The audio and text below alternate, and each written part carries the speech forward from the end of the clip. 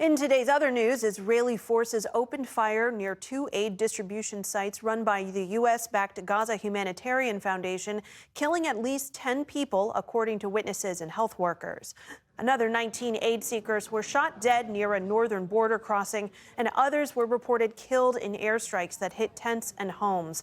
Israel says it is continuing to strike in an attempt to eradicate Hamas, but Hamas said Saturday that it would not disarm unless a Palestinian state is established.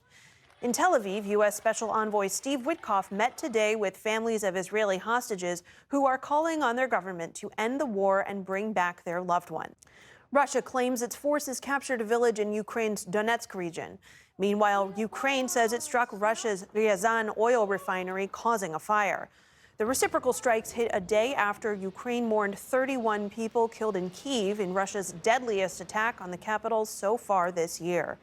Russia has stepped up attacks despite pressure from the U.S. to come to a ceasefire deal by August 8th or face new sanctions. President Trump says he's ordered 2 U.S. nuclear submarines to move closer to Russia after former President Dmitry Medvedev said the ceasefire ultimatum is a step towards war.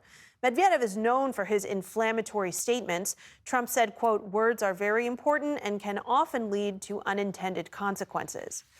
And former Colombian President Álvaro Uribe was sentenced to 12 years of house arrest for witness tampering and bribery.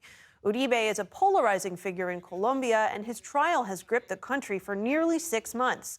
During his presidency, he waged a military campaign against leftist insurgents and brought security the country hadn't seen in years.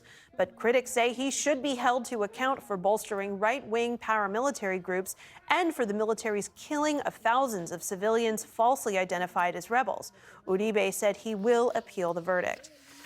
And a crew of 4 astronauts arrived at the International Space Station today aboard a SpaceX rocket. After a speedy 15-hour trip, they were welcomed by the crew already on board. Normal missions last about 6 months, but the latest NASA crew could be the first to settle into a new 8-month rotation designed to line up better with Russia's mission schedule. Still to come on PBS News Weekend, living longer and better lives, the science of superaging. And the Creek Crawlers, a group of neighborhood friends in Indiana who are documenting their summer activities and inspiring others along the way. This is PBS News Weekend from the David M. Rubenstein studio at WETA in Washington, home of the PBS NewsHour, weeknights on PBS.